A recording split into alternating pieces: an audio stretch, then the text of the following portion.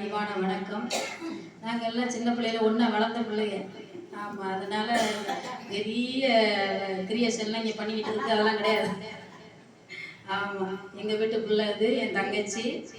ஆமாம், அதனால் வந்து நான் ஒரு 8 வயசுலேருந்து பாடிட்டு இருக்கேன்.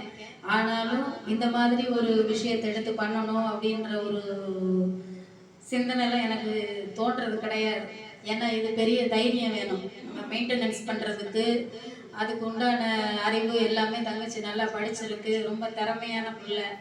ஆமாம், உங்களால் ஆன அதுக்கு உண்டான ஏற்பாடுகளை நீங்கள் செய்து கொடுங்க. எல்லாருமே ட்ராக் சிங்கர்ஸாக இருக்கீங்க, ரொம்ப சந்தோஷம். ஏன்னா நாங்கள் லைவில் தான் வந்து பாடுவோம், ட்ராக்ல பாடுறது ரொம்ப சொதப்பி விட்டுருவோம் உண்மையிலே. ஆமாம், அதனால அந்த ஸ்மியூலில் பாடுறதுக்கு ஆசை. இதில் போய் நம்ம மானத்தை ஏங்க எடுத்துக்கிட்டு ஏதாச்சும் ஒன்று விட்டு போச்சுன்னாக்கா அவ்வளோதான், சோழி அவுட்டு அப்படின்ட்டு பாடுறது கிடையாது. அதனால நாங்கள் வந்து லைவ்ல தான் பாடுவோம். ஆமாம், பேசுறது நாங்கள் கலோக்கியில் தான் பேசுவோம். ஆமாம், அதுதான் பிடிக்கும். ஆமாம், நம்ம எப்படி நம்ம மக்கள்கிட்ட பழகுறோமோ அதே மாதிரி நேச்சராக தான் நாங்கள் பேசுவோம். ஆமாம், அதனால எங்கள் தங்கச்சிக்கு வந்து நீங்கள் எப்போவுமே சப்போர்ட்டிவாக இருங்க. நானும் அக்கா வந்து ஃபுல் சப்போர்ட் பண்ணுவேன். ஆமாம், அது எப்போ பாட கூப்பிட்டாலும் சரி நான் வருவேன். ஆமாம், எங்கள் தங்கச்சியோட கொழுந்தனார் ரொம்ப பிடிக்கும்ல, அதுக்குன்னே வருவேன். அவர் தான் என்னை கேட்ட மிரண்டு ஓடிக்கிட்டு இருக்காரு. ஆமாம், சும்மா விளையாட்டுக்கு சொல்கிறேன். அதனால் வந்து எல்லாரும் சப்போர்ட்டிவாக இருங்க பிள்ளைக்கு. ஆமாம், இன்னும் அது வந்து பன்முக திறமையாளர், டெய்லரிங் பண்ணுறாப்புல, அது மட்டும் இல்லாமல் டீச்சருக்கு படிச்சிருக்காங்க. அவள் பாடுவான்னு எனக்கு இப்போ தான் தெரியும். ஆமாம், அதுவே எனக்கு ரொம்ப சந்தோஷம். இந்த விழா நான் செய்ய போகிறேன்க்கா அப்படின்னு வந்து கேட்கும்போது நான் நினச்சேன், இவளுக்கு இது சம்மந்தமா அப்படின்னு நினச்சேன். ஏன்னா எனக்கு தெரியாது அது பாட்டு பாடுன்னு எனக்கு தெரியாது. அக்கா நான் பாடுவேன்க்கா அப்படி. அப்படியேப்பா அப்படின்ட்டு எனக்கு ரொம்ப பெருமையாக இருந்தது.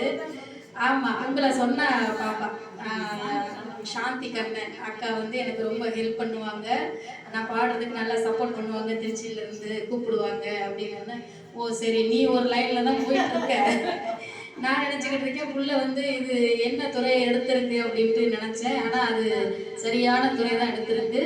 ரொம்ப மகிழ்ச்சியாக பெருமையாக இருக்குது. நாங்கள் எங்களான உதவிகளை செஞ்சுக்கிட்டே இருப்போம். உங்களுக்காக 2 வரி பாட்டு இது கேட்டிருப்பீங்க எல்லாரும். நான் ரெக்கார்டிங்ல பாடின பாட்டு தான். கருகமணி கழுத்து மேலதான் மஞ்ச கொடி நீயும் கட்ட நான் ஏங்குறேன், நல்ல நாள் பார்க்கிறேன். கருகமணி கழுத்து மேலதான்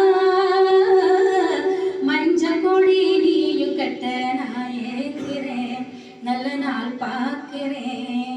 மேல கட்டுற சத்தம் அட கேட்க வேணூரு, வேஷம் போட வேணா நீ என்ன வந்து சேரு.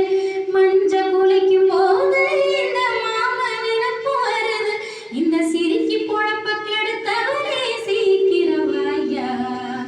கருகமணி கழுத்து மேலதான்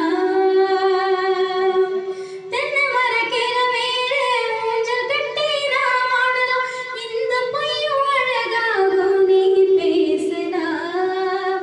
வெள்ளக்கட்டு கசக்குதையா உன்னைக்கான நிமிஷத்தில், இந்த பொய்யும் உண்மையாகும் நான் பேசுனா. கண்ணாடி வளவி எல்லாம் கலகலன்னு சிரிக்குதையா, அண்ணாடே பொழப்பு தவியாத்தான் தவிக்குதையா. நிலம புரிஞ்ச உடனே நீ நெருப்பு அணைக்குவாயா, நெருஞ்சி முள்ளைய